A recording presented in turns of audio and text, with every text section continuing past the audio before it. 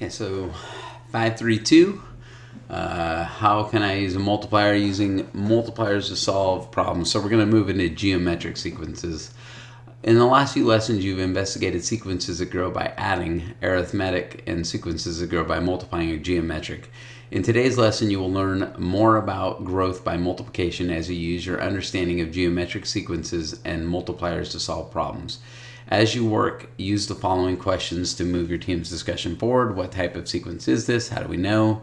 How can we describe the growth? And how can we be sure that our multiplier is correct? So, thanks to the millions of teens around the world seeking to be just like their math teachers, industry analysts predict that sales of the new PiPhones will skyrocket. The article provides a situation for the number of PiPhones that stores expect to sell. They start by pre-selling 100 PiPhones. They predict the number sold during the 4th and 10th weeks. So essentially what we're saying here is they're giving us 0. That's a pre-sale, right?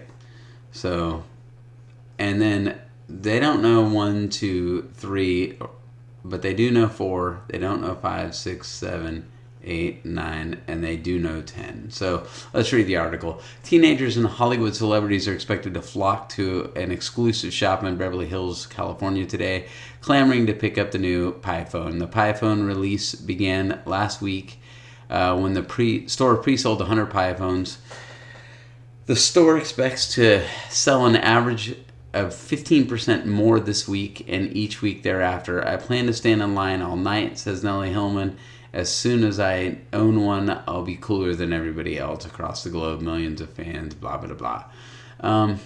Okay, so predict the number sold during the 4th and 10th week. I don't know what they mean by this. Are we supposed to guess, or are we going to do this mathematically? I'd prefer to do this mathematically. If you want to guess the 4th and 10th, feel free.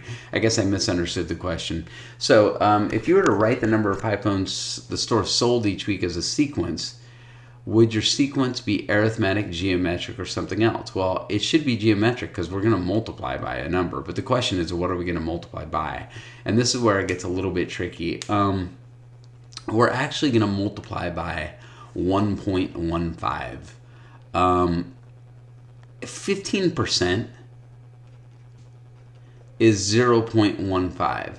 So why are we multiplying by 1.15? Well, don't forget, they want to keep this 100 sales, right? Because if we multiply 100 by 0.15, that's 15.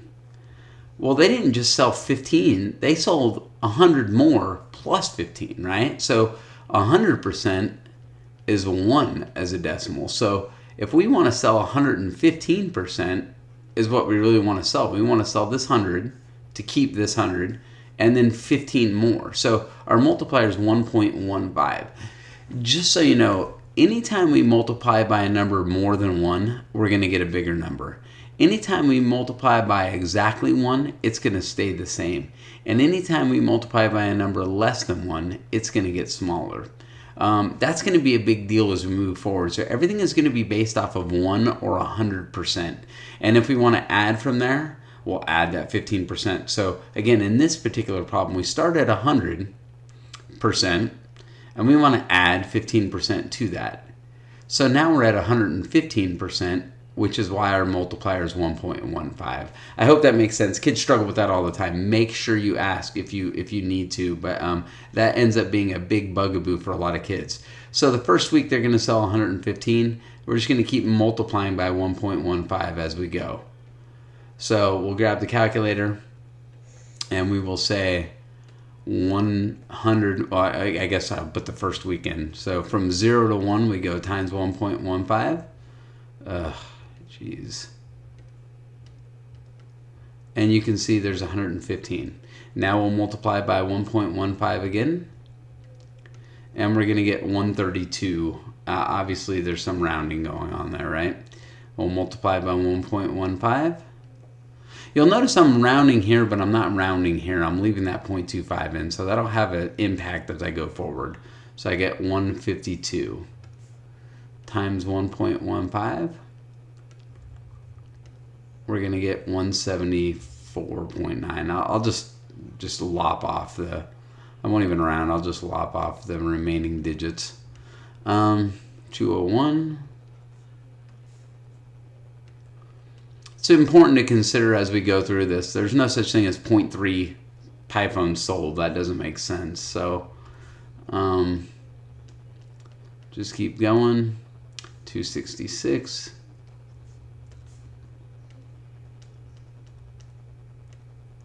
305.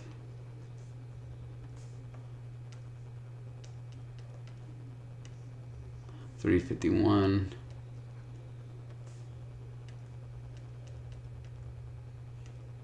And 404. So you can see how quickly things really begin to grow when you multiply them.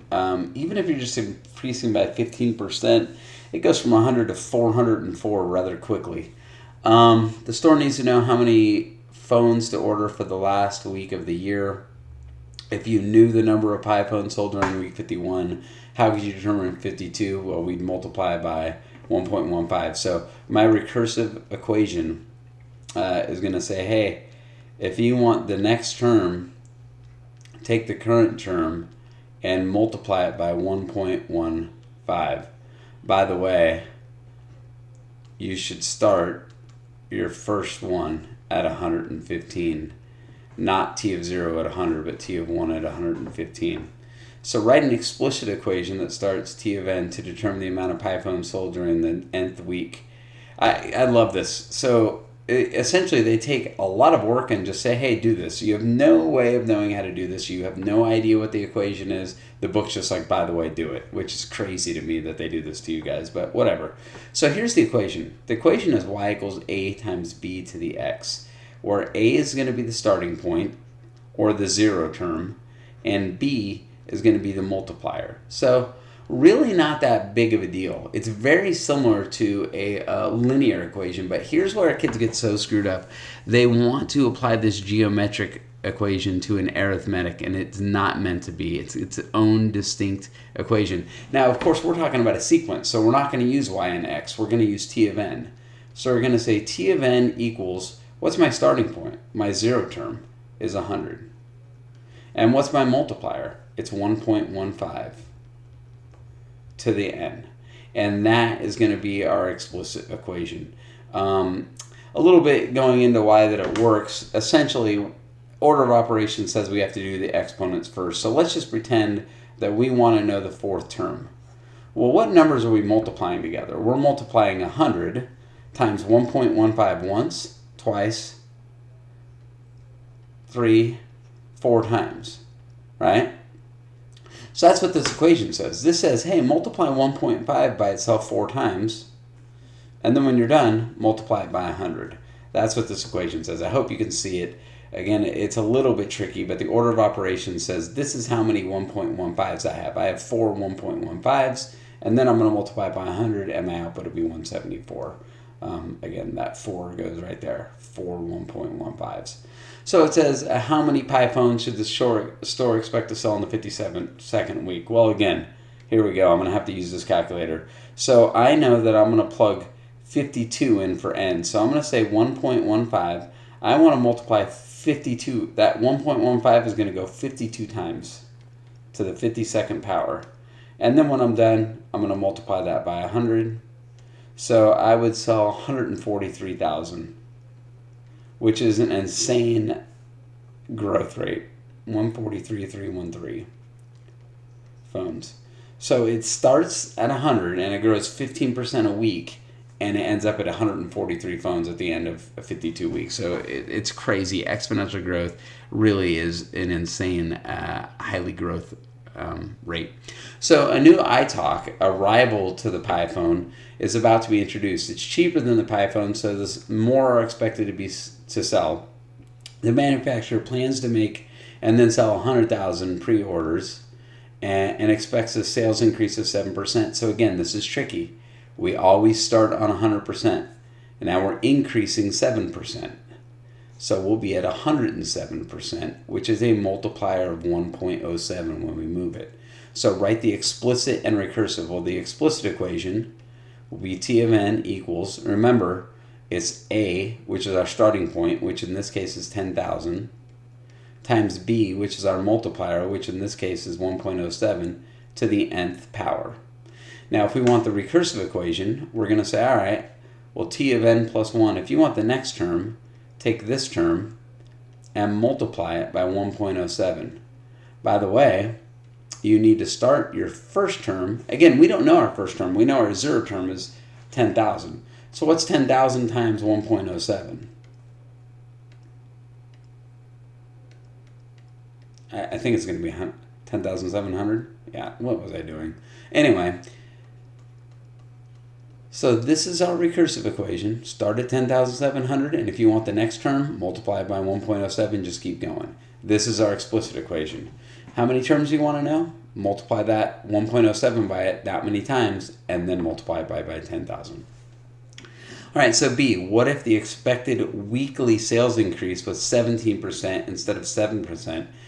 Now, what would the explicit equation be, and what would the recursive? Well, the explicit would be the same, except my multiplier would go to 1.17. That's a 17% increase to the nth power. And again here, same thing. The only difference is, instead of multiplying by 1.07, I'm multiplying by 1.17. And I'm not starting at 10,700, I'm starting at 11,700. And if you don't know why, that would be because it's 10,000 is our zero term times 1.17 to get our first term. And that's why that would change as well. So you can see some subtle differences, right? A little change there, a little change there, a little change there. Oh no, thanks to the lower price, 10,000 iTalks were made and sold initially, but after that, weekly sales actually decreased by 3%. So please pay attention to this.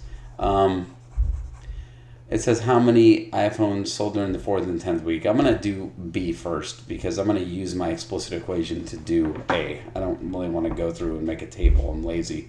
So write the explicit equation. Okay, so it's T of n equals 10,000, but now what's my multiplier? Well, again, everything starts on 100%. Well, now it decreases 3%, which would be 97. So my multiplier is 0.97.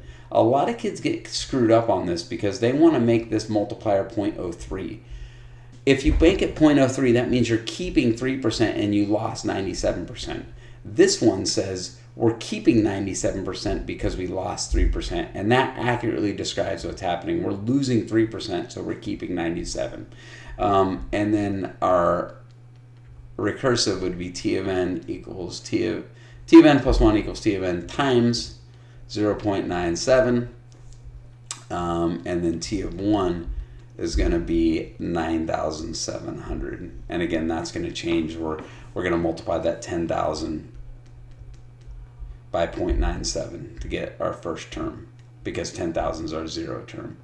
All right, now we can use these equations to go back in and get our 4th week and our 10th week. So I'm going to say T of 4 equals something, and then I'll say T of 10 equals something. And again, I'm going to use the explicit equation because it's faster.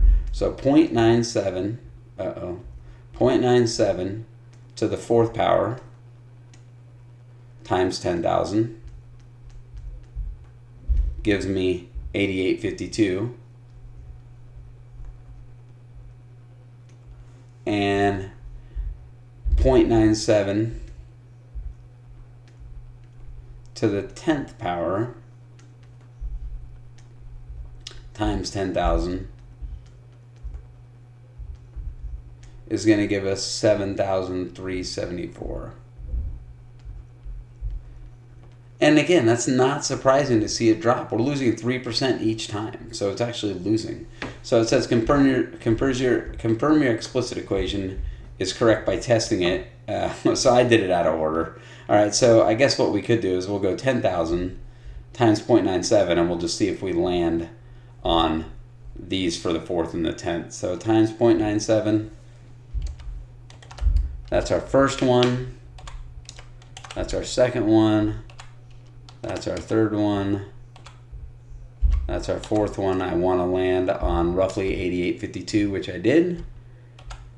Here's our 5th, here's our 6th, here's our 7th, here's our 8th, here's our 9th, And again, now for our 10th, I want to end up on roughly 73, 74, which I do. So you can see, whether done explicitly or recursively, I get the same answers. I try to avoid the recursive and not have to multiply so many times on the recursive, but it didn't work. You can see explicit is so much faster.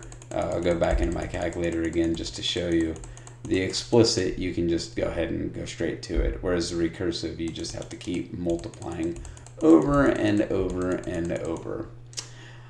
Alrighty, so 595, for some reason, okay, in a geometric sequence, the sequence generator is the number that each term is multiplied by to generate the next term. This number is called the common ratio or the multiplier. So when it's arithmetic, we say our generator is like +2. In a geometric, we say our generator is like our ratio is like times 0.97 or times 1.17 or excuse me, times 1.07. All right, so let's go ahead and finish up 532.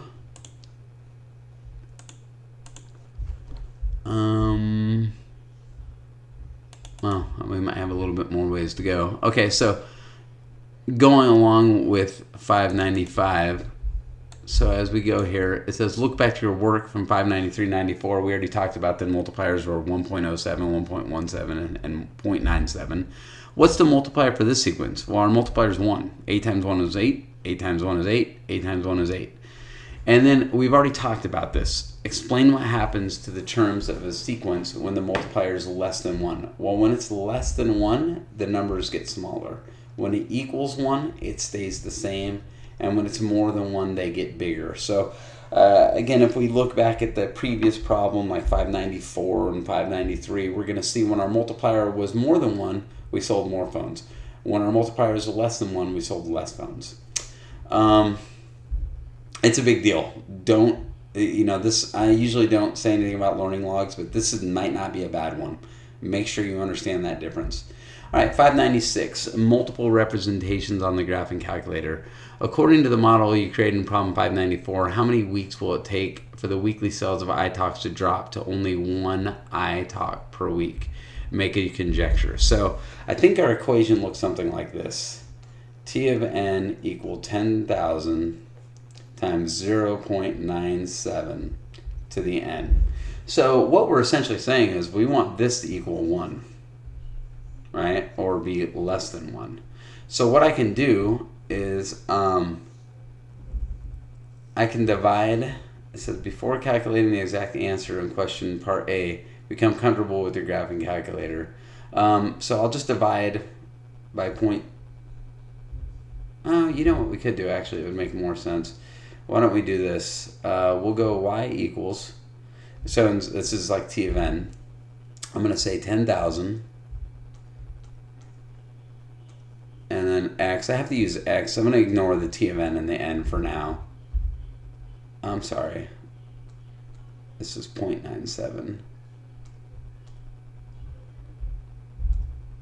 And then I'm going to make the exponent x. And again, I'm just substituting. Instead of using t of n and n, I'm using x and y, which is fine. So I graph that. And I can go zoom 9 to get a better look. It's not going to do a great job of letting me see this. So I guess I can zoom out. Maybe that would help better. If I zoom out.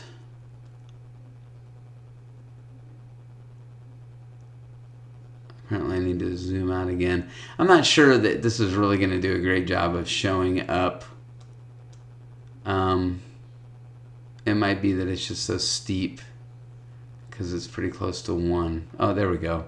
All right, so I'll zoom out one more time so we can see kind of, and again, it's not the world's greatest graph here, but you can see that's our curve. It starts at 10,000 and it goes down rather quickly. What we could do is, if you see here where it says table, I'm going to go to second table. And this is my output. So I'm just going to go down until this thing gets below 1. And you can see it's not dropping super quickly. It's actually taken a long time for this to drop to 1. So we'll keep going. Keep going. Um, Still a ways away here.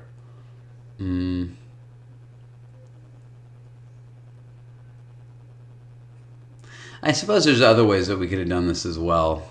This is just one way I thought of quickly. I probably should have gone through this lesson before I actually thought about this. But anyway, this is what I came up with. So you can see when it drops by 0.97, it sure takes a while to drop all the way down below 1. So we are going to have a little bit of a wait here for it to drop below 1. But you can see it's going to be, I don't know, what, about 300, somewhere in there?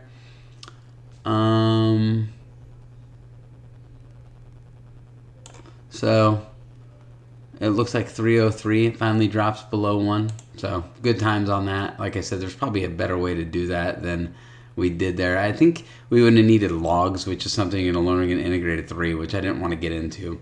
So anyways, use the table on your calculator to determine X and Y intercepts. Well, here's the trick. The X-intercept is going to be 10,000. The Y-intercept is there isn't one. It's kind of a trick question. I'm sorry, the Y-intercept is 10,000. The X-intercept is an asymptote. It's never going to get to 0. You're always going to be selling like a tiny little partial part of a Python. All right, so it says enter the explicit equations for both 592 and 593 in your calculator. Use the table to determine the number of weeks it takes for sales in the first equation to exceed the sales in the second equation. All right, so we can go back to y equals, we're going to have 100, and we'll say 1.15 to the x here, and then we will have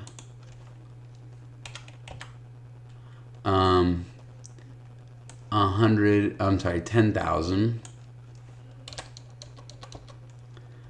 times 1.07 to the x. So you can see a couple things going on here that they're wanting you to see. First of all, the first equation, right, starts way lower, but it has a higher increase percentage, whereas this one starts way higher, but it has a lower increase. So they're wanting you to check the tables and see how long until these catch up to each other. And just so you know, the e to the 12th and the e to the 20th, all that means is it's exponential. And it left me down in 300, so I'm kind of going through here. So I'm sorry, exponential. It's scientific notation. So we need those exponents to be roughly the same there. So that's when we can determine. So I'm not very good with the table. There's like a delta thing I should have spent more time going through. As a matter of fact, I probably should pause this video, but I feel like if I have to endure this pain, that you probably should too, if anyone's actually ever going to watch this video, which seems somewhat unlikely. Anyways, you can see that the exponents are not catching each other very quickly. We got that 10th. So it caught it, I mean, fairly quickly. Right now we're working backwards, and you can see that 1 is already past 2. We're getting closer here. We got e to the 7th and e to the 6th there. So now they're both e to the 6th. So we're getting there. All right. So here we go. You can see clearly that y2 is bigger than y1. And then you can see how y1 is growing so much faster that it's really closing the gap, and that it passes it between the 63rd and the 64th week. The 63rd week, it has 40,000 less sales, and then it has 7,000 more sales the next week. So a huge jump. So that 15% increase makes a big difference in the calculator. I don't want to do this. Make a sketch. I'm about done with this. Now use your calculator and answer question. Blah blah blah. I don't really care. Those numbers are kind of ridiculous. So let's go ahead and jump down. I don't know how this is down as a one-day lesson. I can't fathom we got this far in class in one day. So I'm assuming this is a multiple-day lesson here. So I apologize for the length of this video. So it says write an explicit or recursive equation and a recursive equation for each one below.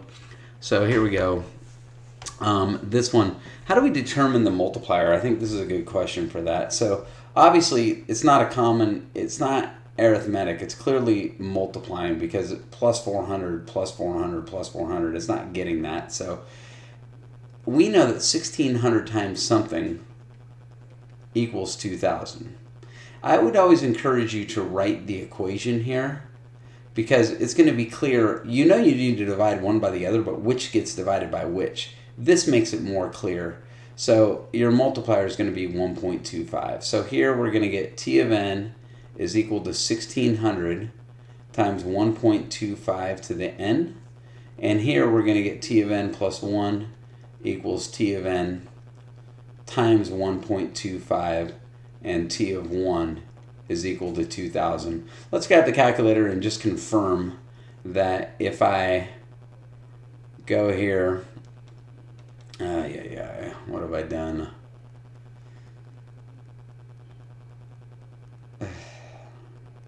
It's graphing both of those lines. I think I'm going to give up. Okay. Is it done now? Oh, okay. All right, so let's go ahead and plug in 3 and see if we get 3125.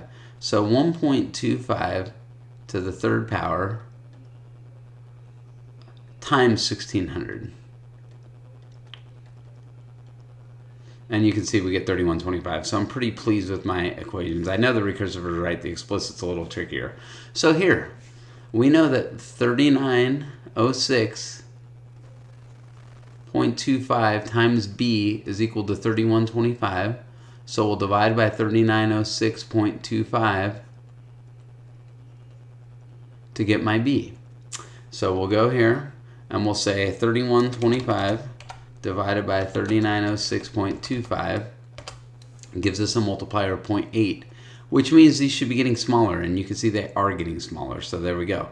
So t of n equals 3906.25 to the 0.8 to the n, and then we have t of n plus 1 equals t of n times 0.8, and we know that t of 1 equals 3125. So again, don't forget, recursive equations we're going to grab t of 1, explicit equations we're going to grab t of 0. So you see that difference there.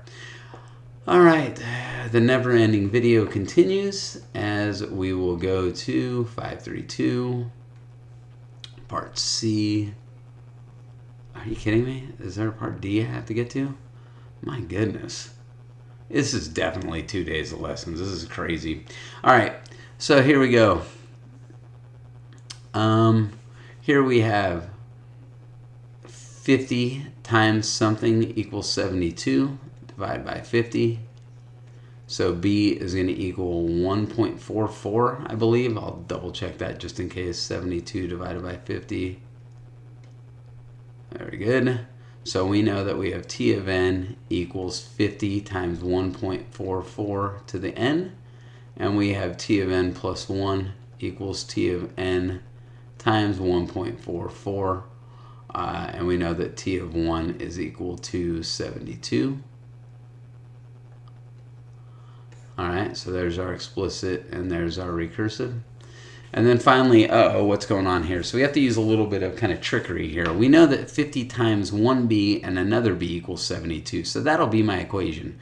50 times b squared equals 72. I hope you see there's two b's there. Now I'll divide by 50. So b squared equals 1.44. So I have to square root both sides to get rid of the square. So b in this one is going to be the square root of 1.44. And we're going to get 1.2.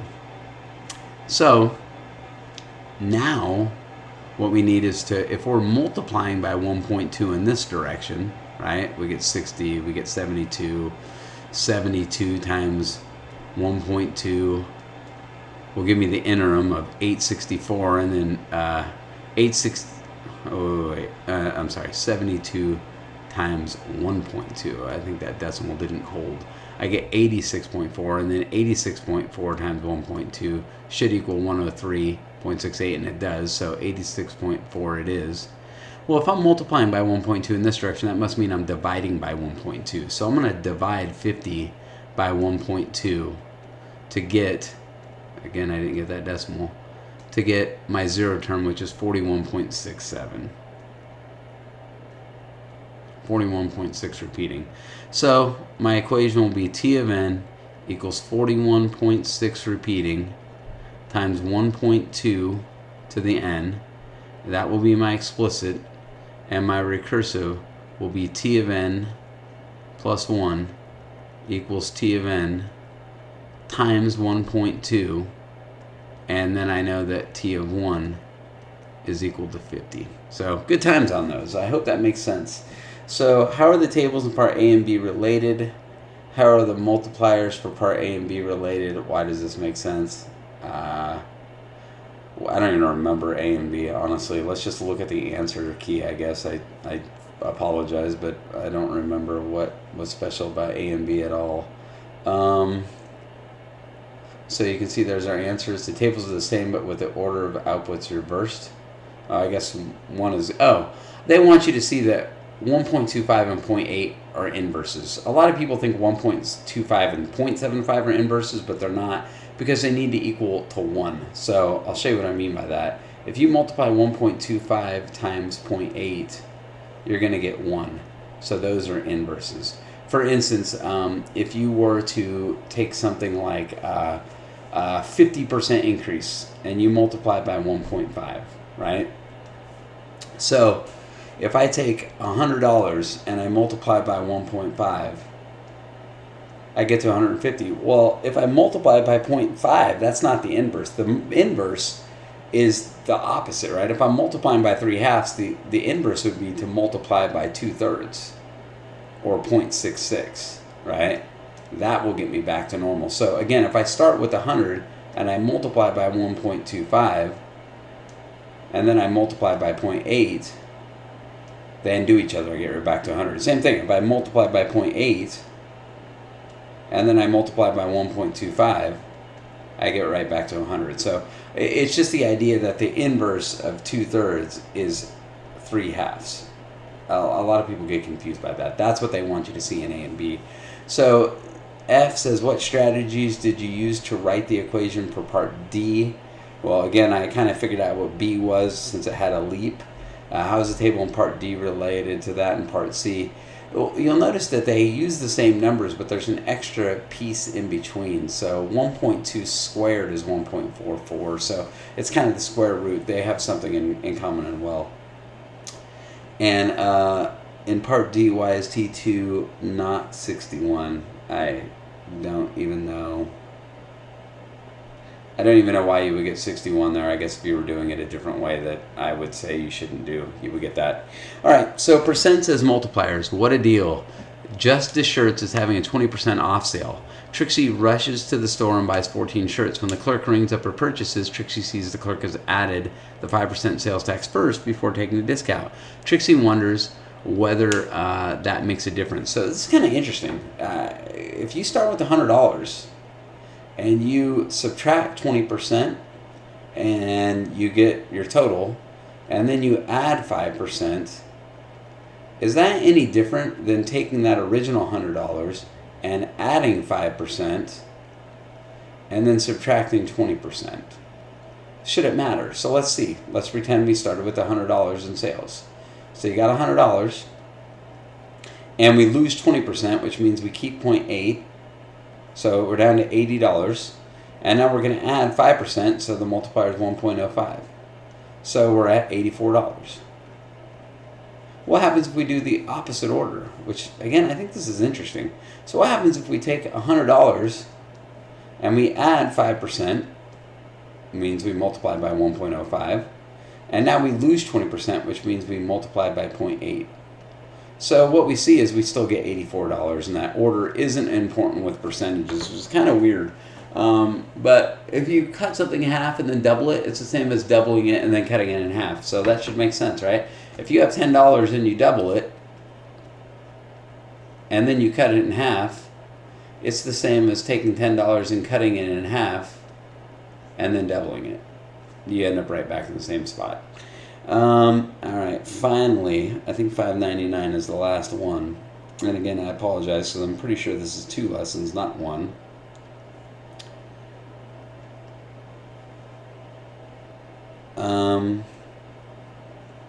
Oh my God, no, there's still so much more to this. Oh, Lord.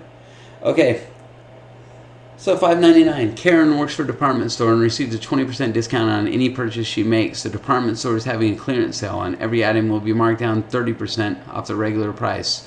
Karen decides $100 worth she's been wanting. Okay, so this is the same thing we just did. If you start with $100 and you subtract 20%, you're at 80. And then if you subtract 30%, you lose 8, 16, 24, so you're at $56. Versus if she's at $100 and she subtracts 30%, she would be at $70. And then if she subtracts 20%, that would be $14 and she'd be at $56. So this is just a long way of proving what we just did in 598. And it has you like shading boxes and coming to the same conclusion. I'm not super interested in going through all that. Okay, suppose that Trixie's shirts cost X dollars. Yeah, I don't do this problem in class ever. Remember multiplying like Bunny's problem at the beginning of this chapter. In that problem, Lenny starts with 2 rabbits each month and doubles. Find the equation for this. Okay, so Lenny started with 2 rabbits each month and the number of rabbits it had doubled. No problem. Starts with 2 and it doubles each month. That's going to be our equation. Lenny and George now have over 30 million rabbits. How many months have passed? Okay, so let's go here. And let's... Okay, so let's see here. Let me clear the memory of this calculator. Alright, so we're going to say we have 2 times 2 to the x power. And we'll go to the table. And we want to know how long does it take us to get over 30 million rabbits. So let's see here. You can see it grows rather quickly when it's multiplying. How many zeros do we have when it's 30 million? So it would be 3 times 10 to the 1, 2, 3, 4, 5, 6, 7. So whenever we get to the exponent of 7, we should be good. So there you go. It looks like 24, right? Because it needed to be 30. So 3.36 to the 7th. So 3.36, 1, 2, 3, 4, 5, 6, 7. Gives us 33,600,000. So it looks like 24 weeks or something, 24 months. So 2 years they'd have 30 million rabbits. That's ridiculous. They would not be able to feed 30 million rabbits. So it says with 30 million rabbits, the bunny farm is getting overcrowded and some of the rabbits are dying from a contagious disease. God, the questions in this book. All right, so the rabbits have stopped reproducing. The disease is reducing the number of rabbit population by a rate of 30% each month. If this continues, then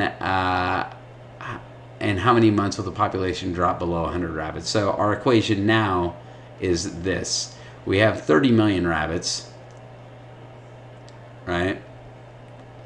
And we're losing 30% each month. So that means we're keeping 70%. So this will be our equation. So we'll go here, we'll clear this one out. We have 30 million rabbits, and we're keeping 70%. So how long is it going to take us until we have below 100 rabbits? So let's see how quickly this thing goes.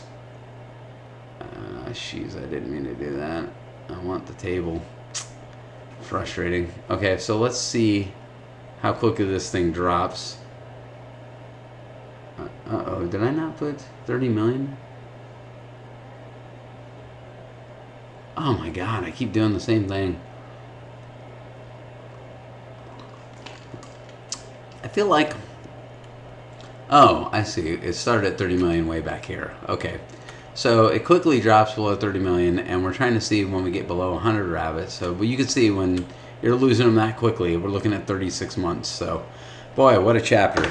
Good times. Hope you're with me on all that. So take 36 months. I think it's more important to, at this point, know how to write the equations than it is to use the calculators.